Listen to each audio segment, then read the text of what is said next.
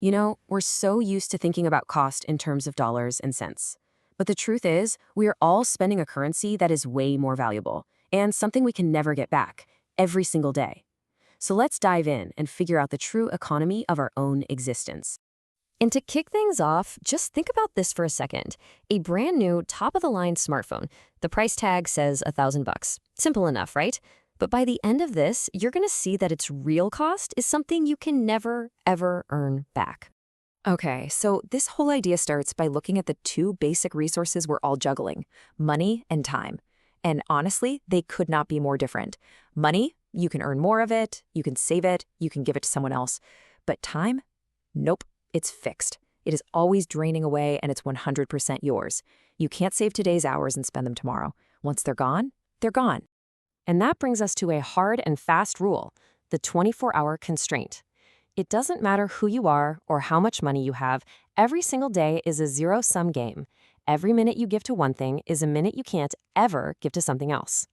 So how do we actually spend those 24 hours? Well, we can pretty much break them down into three main buckets. First, you've got your direct work, the hours you're actually on the clock. Then there's the big one that most of us totally forget about, the indirect cost. This is all the other stuff, your commute, getting ready in the morning, winding down at night, even the sleep you need just so you can get up and do it all over again. And whatever's left, well, that's your real free time. And this, right here, is the absolute heart of the matter. Your job doesn't just cost you 8 hours a day. It costs you all the time it takes to support the entire structure of having that job in the first place. It's not just consuming your workday, it's consuming a huge portion of your life. Let's just look at a pretty typical day. Say you work for 8 hours. Okay, but now let's add in your commute, getting ready, eating meals, and the 8 hours of sleep you absolutely need to function, and whoa, suddenly you're looking at a massive chunk of your day gone. In this scenario, you're left with just 3 hours of actual genuine free time. 3. And if we put a single, kind of shocking number on it, 87.5% of your 24-hour day can be in one way or another in service to your job. When you see it laid out like that, it really changes how you look at things, doesn't it?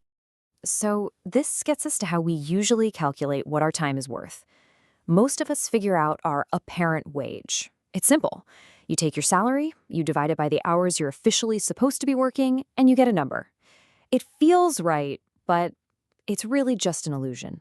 This is where the big idea comes in. We need a real metric. Let's call it the real exchange rate, or lambda.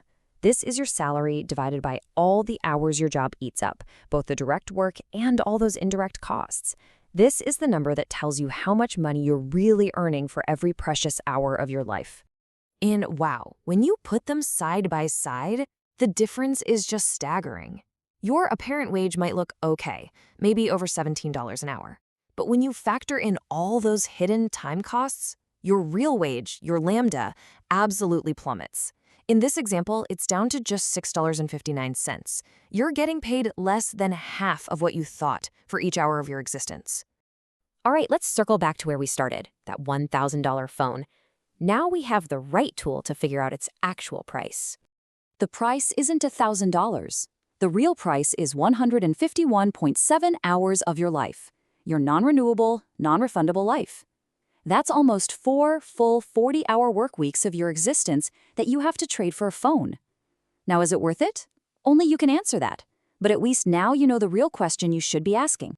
Okay, so this economic model is fantastic for understanding the real cost of things. But it also pushes us toward a much deeper, more philosophical question. Can we use this same kind of math to figure out the value, or maybe even the meaning, of an entire life? And here's where we hit a wall. If you just try to add up the good things and subtract the bad things in a life, you run into this weird paradox. A life of quiet nothingness feels fundamentally different than a life filled with epic wins and crushing defeats, even if, on paper, they both add up to 0. Just take a look at these two lives. Life A is, well, it's just fine. Nothing really happens, good or bad. The final score is 0. Then you have life B, which is this insane roller coaster of incredible highs and devastating lows. But its final score, also 0. I mean, are they equal? Of course not. Our intuition screams that they're completely different. A simple number completely misses the story, right? It misses the texture, the journey. So what's the missing piece of the puzzle here? Well, the answer actually connects right back to our economic model, the value we put on anything that happens in our life, whether it's good or bad. It has to be weighted by what it costs us and our most valuable resource, our time. A victory that costs you years of your life just feels different than one that happens overnight. And a failure that eats up a decade of your time feels so much heavier than a small, quick mistake. So what this all means is that meaning, it isn't some final score you tally up at the end. Life is not a balance sheet. It's the shape of the curve. It's the story that's told by all the highs and the lows, and what it cost us in life hours to get to each of them.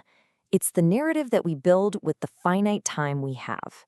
Which brings us to the final, and I think the most important question of all. This isn't just a fun thought experiment. Knowing the real exchange rate of your time gives you a brand new lens to look at your life through. So I'll just leave you with this to think about. How are you going to invest the priceless, non-renewable hours that you have left?